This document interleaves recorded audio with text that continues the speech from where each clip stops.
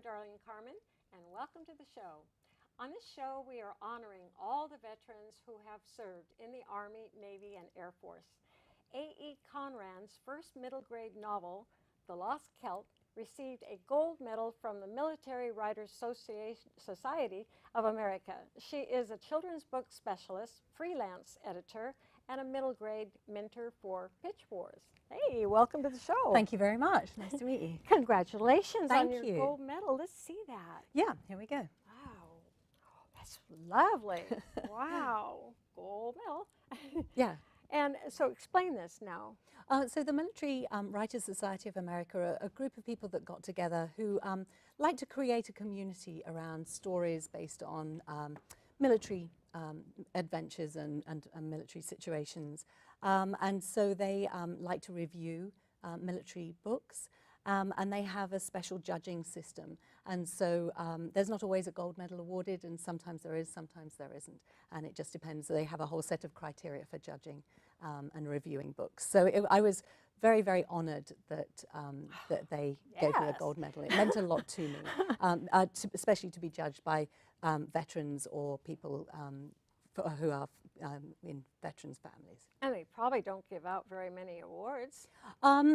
They do a special awards every year. They have awards every year. So, well, congratulations. Thank I you think very that's much. wonderful.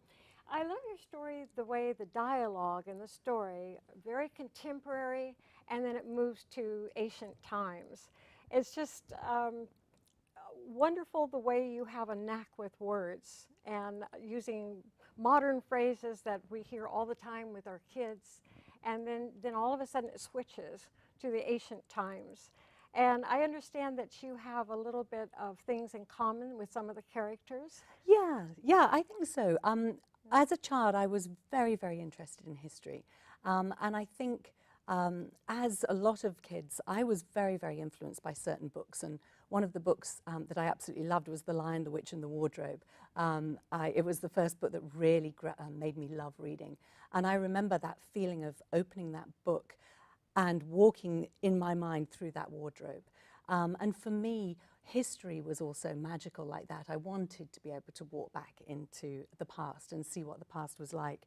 And so my main character, Mikey, he has this obsession with Romans and Celts. He's really fascinated by them. And it may be a little bit like me. As a child, I was completely conflicted. I loved the Celts, but I also admired the Romans. I could never decide quite which one I wanted to be. And so I also, I played with Romans and Celts all the time. I was very, very interested in them. And so like my main character, I loved little soldiers. I made little soldiers. I painted little soldiers. I think there's a few of them there. When you're talking little. Yes, they're really little. This is the smallest little tiny little soldiers that I have ever seen. Yeah. It's amazing. I used to love them, and I would paint them, and I would put them all over my room, and I would have, battles and so on. I was obsessed with any book that had a sword on the front, any book that had a warrior on the front. I absolutely adored. So I pulled on a lot of that for my main character, Mikey. But I also pulled on my son, who has inherited this, but he also loved playing video war games. But also he has dyslexia, and so my main character, Mikey, he's a very, very clever boy.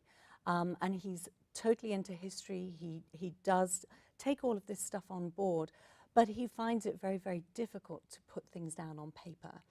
And so I have this combination of a young boy who's very intelligent, loves video war games, loves everything about history, and yet when he has to do a Veterans Day report is very, very afraid because he finds it so hard to get things down on paper. And that combination has been really interesting because I get a lot of parents and a lot of kids who really recognize that feeling of knowing, of being so interested and yet finding it so difficult to put that over. Well, something else, time travel. Oh yeah. I mean, time travel again. I just absolutely, I wanted to be able to time travel so badly. So I wanted to put that in, and so the whole story was kicked off for me by some friends who work at the VA emergency room, who did actually discuss one night the fact that on certain nights there were more people, more veterans would come into the VA. And that word certain nights, it was because there had been something in the news that had triggered people or so on. And it made me realize that there are certain parts of being triggered when you have post-traumatic stress that is sort of like a time travel, that you are being taken back to times that you don't necessarily want to. But you know, now that you say that, it's very, very true. It is a lot like time travel. And so you bring that out in a very colorful way. You had a lot of role models in England that kind of helped you shape your vision. So who were these people? Well, you know, part of the reason that I was so interested in this book was that I realized that when I was a child, I lived in a very small village, and we did literally have veterans from the First World War that were still living in the village that I could speak to. We were surrounded by veterans of the Second World War. And of course, my parents, as children, had gone through the war. And so we were surrounded by stories of returning from war and what that was like. And it was very influential, I think. We were brought up constantly with this awareness of war all around us. And so I have a picture. Oh, here. right. I have to show this picture. I just thought it was so cute. And here you are as Cleopatra. yes. Tell us about this costume. Oh, Who right. made it? Well, my father made that for me because he knew that I was obsessed with history and I really wanted to be Cleopatra. And so he spray painted all of that for me. And I was so, so proud of being Cleopatra. And so, yeah, so I was really, really interested in that whole historical situation. And it made me aware of the fact that we were surrounded by these stories. And of course, that in our modern wars, there were so many people that were giving so much, who, in a sense, were isolated from the rest of us, and that felt very uncomfortable to me. So that was partly why I wanted to address this issue in this children's Well, you book. knew some of these people in England, or were you too small? You just heard about them from other relatives, people that came from the wars and so forth? Were you too young for that, and you just heard about it through relatives, or? No. I mean, you know, yes, a lot of it, certainly the First World War information I heard from relatives, my grandma. You know, sad stories. We had a great uncle who sadly was so desperate when he was coming home to visit his family, having been in the trenches, that he was just arriving at the train station and he jumped out of the train too early and sadly died of his wounds from the train accident because he was so desperate to get home. So there were stories like that, and my great uncle, who was only 15 when he joined the First World War, you know, joined up to be in the First World War. And then when he had got his Distinguished Service Medal because he'd commandeered a tank, he always said to my grandma that he wasn't brave, he was just angry because his friends had been killed. So there were lots of stories that we were brought up with. And then as a child, yes, there were still veterans from the First World War in our village. Well, let's see, I have another picture here. Yeah. And this would, both of the, this your grandfather? This is my grandfather, yes. So he was in the Army Physical Training Corps in Britain. And so that's him as, I believe, a sergeant and then later on as a major. So he was a career soldier. Very handsome. Yes, yeah. And it's one of the few corps where you there are no commissioned officers. You have to go up through the ranks. So he started up as a private and went through. Nice. And so he travelled away a lot of the time. He travelled a lot in Africa and Palestine and all sorts of places. And then, of course, your father. Yeah. And you have one here of your father. Also a very handsome man. He is, yeah. So And that's my something dad. about in uniform. Yeah. Oh, I know. Yes. So that yeah. So that's my dad when he was in the national service, and he nearly went on to become a career soldier himself, and in the end decided to be an artist instead. Oh, Yeah. really? Yes, he did. Oh. Yeah. Oh. But he was in the reservists when I was a child, so he was on the reserve list for a long time. So you really did come from a background there. So that, when did you come here? I came here 20 years ago. 20 yes, years ago. 20 years ago. But you visit. Now, I know that I visit every year. yes, you, Yeah. you just came back, in fact. I did, yes, yeah. My dad just So- had a total, a full hip operation, so. How's he doing? He's doing really well, thanks very much, yeah. Well, a lot of things that you did before, or maybe in preparation for the book, or just to get it up here in your mind, you visited a lot of historical places. So tell us a little bit about where you visit. Hadrian Wall, I remember that one. Yes, yeah. No, when I was very lucky when I was little. My parents took me to Hadrian's Wall, which is a wall that stretches across the very top of England. It's just a wall. It's just a wall, but it has it's a big wall. It's a long wall. It goes from one end of the country to the other, and it was built by the Emperor Hadrian in around 148 AD. And there's a mile. Every mile there is a fort, and these poor Roman soldiers, many did come from Italy.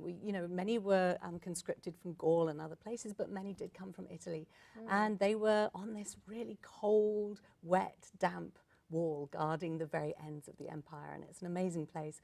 And when I was 8, we actually visited Vindolanda, which is now a major fort and a major museum. But at the time was literally a bunch of sheds in the middle of nowhere. And I remember going through the mist, seeing this fort. And as we arrived, people were shouting, and they'd found a Roman sandal, and it was right there. I could see them excavating this Roman sandal, and I was so excited. It was the most extraordinary thing, because it was history really alive right there in front of me. And I was very lucky because actually in our village, and in most of the villages in my area, there is a Roman villa somewhere. It's hidden, you can't see it, but it's under the ground. And so every time the fields Under are the plowed, ground? yeah, it's under the ground. Oh. So, and every time the fields are plowed, bits of the villa will come up. And so as a child and even as an adult, you can still find Roman remains. So these are called tesserae, and they're actually very small pieces of mosaic tiles. So this would have been these are tiny tiles, and they would have put them together in a pattern to create the mosaic floor. So this is brick. This is some sort of local stone, and actually this is sandstone. So a lot of the yellow colour. You have three different colors here. Yeah. So you can just find those in the fields as you're walking along. I think you have a bigger piece too. I do. Yeah. This is a Roman roof tile. Oh. So that would have come Authentic. From, yes. This is authentic. And so we're very lucky in Britain. You can find this stuff all the time, and they have something called the Portable Antiquities Scheme. So you can actually tell somebody that you have discovered this and report it, so that they know where it's come from. Somehow I have a piece of, what do they call it? I don't know. This big wire thing. Oh, where's my husband when I need him? Anyway, it's a piece of the Golden Gate Bridge. Oh, right. I don't know why Cable. I have that. Cable. Thank you. Yeah. Yeah. What do I know about bridges? Yeah. Yes, I do. I have a piece of cable. And I don't even remember the story on how I got that, but I'm very proud of it. I don't know what to do, eBay, no. No. Well, yeah, so I was very precious. lucky. We were surrounded by this all the time, and it just piqued your curiosity on a constant basis, Well, without giving too much away, can you tell us some about the Celts? Well, yes. I mean, the interesting thing, and this is something that I tell kids when I do presentations, is that the story of the Celts is that you must always tell your own story, because the Celts were fascinating people, but they didn't write anything down, or very rarely. They had one writing system, but generally the people that kept all of their history and their religion, the Druids, they did not write anything down. They believed everything had to be remembered. But this means that most of the information that we have about the Celts we get from the Romans or the Greeks, and they were their enemies. And so a lot of the information we get, you don't want to be a little twisted. It's going to be a little bit twisted. Although we're realizing that more and more of it was accurate. But the Celts were extraordinary people, but we only hear about sometimes their more warlike sides, and not some of their they're more gentle. I mean, they were amazing goldsmiths. They really made the most beautiful gold and precious objects. So something like this torque, for instance. So the torque was a signature piece of jewelry for anyone in the Celtic nations. And we don't really know what it signifies, but men and women would wear these. And women. And women. This is are based on one called the Snettisham chort. So this is a replica of one that's in the British Museum, which is made of pure gold. Oh. This is made of brass, and you can feel But how heavy it is. heavy. And it's actually smaller than the real How do object. I dare? I would, have but my to put mic it would right, be- yes, you have yeah, to put it oh, right around your neck. Hmm. But they had incredible skills in, metal working and so on, and Well, decoration. there's one you have a really I don't know if we can get a picture of the Celt over there, but he's wearing one. But along with wearing the torque, he had the bright red hair and the mustache and the tattoos. What's all that about? Oh, right. Well, there, one of the Greek writers said that that particularly the noble Celts wore very long moustaches. So they would actually have very long moustaches, and the joke was that that would get into their food. And the Romans were very clean shaven, and so that was, they would judge a Celt by that. But also they were known for sticking up their hair with lime, so they would make their hair completely stick up when they went into battle. Maybe that was because they had a goddess called Epona, who was a horse goddess, and so they were imitating the mane. But it was really to make themselves look ferocious. But the Celts were, they were fascinating people because they had a very individual style of fighting, which didn't go so well against the very disciplined Roman army. But they were considered fearless, and the Romans were very, very afraid of the Celtic way of fighting. But a lot of the Celtic fighting was actually that they would try and scare their opponent. So in fact, you didn't actually have to go to war. They would have champions who would fight each other so that the entire tribe was spared because just two people fought out the dispute. I remember listening to you. That was way back in February. Yes. Talking to the children, and they were mesmerized by listening. So do you think that they were exposed to this part of history in their class before you came to visit, or is this really taught in school? Of the Celts? It is, and so 6th grade, very often you do European and older histories in 6th grade. So up to 4th and 5th grade, not so much. But children are fascinated by these sort of histories. And the really interesting thing is that we've always felt that the Romans were, the superior civilization in many ways. But we're now reassessing the Celts completely and realizing just how amazing they were. They invented chainmail. They had chariots with incredible suspension. They even had things called equiranda, which was where, like a telegraph, they could shout to each other from long distances and get messages across the whole of France, the whole of Gaul, very, very quickly. So they were really incredible people. I like the way you talk about in your book. You kind of explain their mode of operation for battles, whereas the Romans like the big, chariots and the big deal, and the Celts they're champions would fight instead of the whole big battle.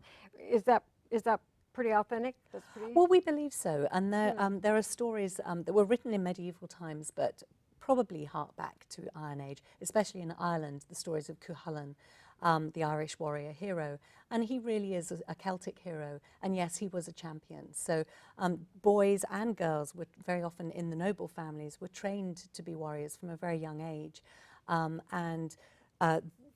Yes, they hoped that they could become a champion. It was a very important position. And there are actually jokes that the Romans make as well. They say that for the Celtic tribes, if you actually started, I hate to point to my own tummy here, but if you started, your tummy started going over your belt, that was actually a punishable offence. You had to pay a fine because everybody, yes, it was important that all the nobles were able to fight and prepared to fight and kept fit enough to fight at all times. So yes, the Romans actually used to mention that. Is it true that a part of the proceeds from the book goes to the veterans' charities? Yes, it is. So The Lost Celt was actually 60% funded by a very small group of Desert Storm veterans who were interested in the story and wanted it to be told. So very kindly they donated money to make sure that it could be published, which was wonderful. And so, of course, yes, we wanted to donate back in thanks for that. And so 20% of the funds do actually go back. That's to great. veterans charities. And I'm lucky enough to be able to discuss with my publisher who that might be, you know, and we talk about groups between us and then decide Yeah. who to donate to, which is, yes, I really appreciate being able to do That's really that. nice that you do that. So you've been selected to be a mentor for pitch wars. Now that's kind of new to me. So let's explain what the pitch wars are, and you know, talk about your sponsor or whatever it is that you do, and also who you're mentoring. Right, yeah. So Pitch Wars is an organisation that was set up by a lady called Brenda Drake, and she's helped by some other amazing women as well. And it really is an opportunity for people who haven't got agents and editors to be put in a position where they can actually pitch to a whole group of agents and potentially get contracts. It's really exciting. And what happens is that people can apply to mentors, and so they have mentors in lots of different children, so YA, middle grade, and adult now. So you can apply to be a mentor. People then send in their manuscripts. They send in 10 pages and a pitch. And you have, you know, 60, 70, 100 submissions. And you have about 2.5 weeks to sort through those submissions, read them, and then actually pick one person. So you select. Yes. Being the mentor, you get to select. Yes. So if I looked it up a little bit, and so they can apply to particular mentors. That's right, up to 4 mentors for their submission. And then as mentors, we sort through them, and really we're looking for one submission that we really fall in love with, that really sings to us. It's really exciting, and so I have actually got a mentee now. You work with them for a mentee. Not a manatee, no, a mentee. No, mentee. And you work with them for 2 months to try and improve their manuscript. It's very intense. People put a lot of effort into it, and my mentee really has done that. She's called Colleen Bennett, and she's writing a very, very funny middle grade adventure story called Canada or Bust. I fell in love with the characters. There's a character called Hollis Fitcher who desperately wants to be a pro wrestling legend, even though he's only 11. And he just made me howl with laughter. I laugh out loud. I've read it 3 times now, and I laugh out loud on every page. I love the book. So tomorrow is the big day when the middle grade people pitch. So we put a pitch out, we put out the first page, and we hope that there are requests. So this is online? It's online, it's all yes. Done online? So if you look at pitchwars.org. So people, it's closed now. So it's closed now, but it happens every year. And it's called Pitch Wars. Pitch Wars. And yeah. it's only been around for like 5 years 5, or so? Yes, but every year, I think there's probably 7 or 8 or probably more people who actually get either their agents or contracts through that organization. It's really wonderful. So you don't have any part of that part. I mean, you review it and you try to help with the writing? Yes, I help with the writing. So you read the whole manuscript and you give comments on the entire manuscript, and then we discuss what changes, and then the mentee will send the changes back and we rediscuss them, and really try and get it in the best shape possible. So it's really exciting. Very exciting. And it's a lovely way to give back, because anyone who writes a children's book recognizes that it really does take a village. It takes a long, long time, and you're relying on critique partners and friends and family and the Society of Children's Book Writers and Illustrators and conferences that you go to. There are so many people that help you in your book that it feels only the right thing, that you want to help other people as well. And we all want to get the stories out there. We love our stories, and we all want to get them out there. And I feel that we're serving our readers to try and get as many stories out there as possible, good, high quality stories. Is she local? No, she's in Georgia. Oh, I was going to say, well, maybe when she's finished with her book, perhaps I could read it if it's published, and we could have her on, but I didn't realize, oops, she's in Georgia. Yeah, so we've been Skyping a lot. We do a lot of Skyping. And Google Hangouts and whatever else we need to do. I still would like to read it. Yeah, you never know. I think you'll love it. I just love this book. So what is your connection now with the Book Passage? All right, well, I've been working with Book Passage for about 4 or 5 years now, I think. And I work there That's in Corte Madera? In Corte Madera, yes, the one in Corte Madera. And I work as a children's book specialist.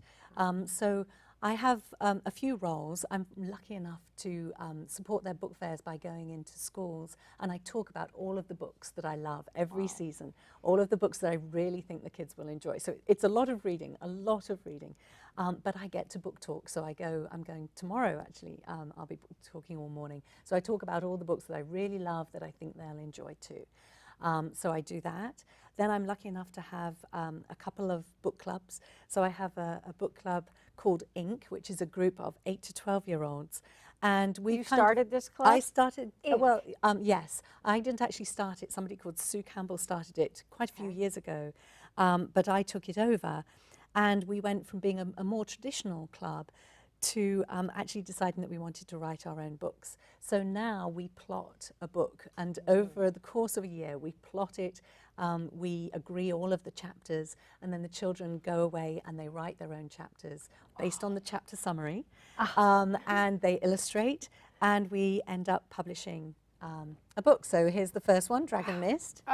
And the lovely thing is that, again, the money from these books goes to the Giving Tree, which is a charity that Book Passage runs, where children who are not likely to get books at various holidays and so on are given books.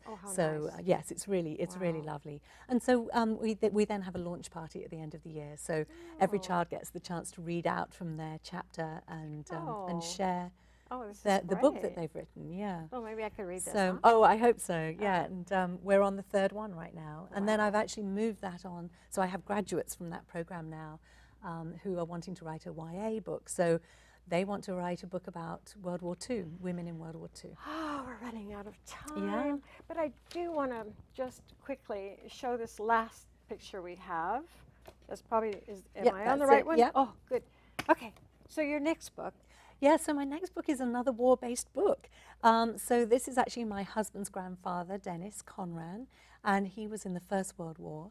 And we are lucky enough to have copies of his letters and his photographs from the First World War. So it's almost finished? It is, yes. I'm actually revising it right now. Oh, excellent. Yeah. And so it's based on a little boy who... I just want to thank you so much for being here. I really you. enjoyed having you. And people out there, please give a moment to think about all the people that have served our country, and in the past or the present. And let's don't forget the families that are in the background that give their support and all of their strength.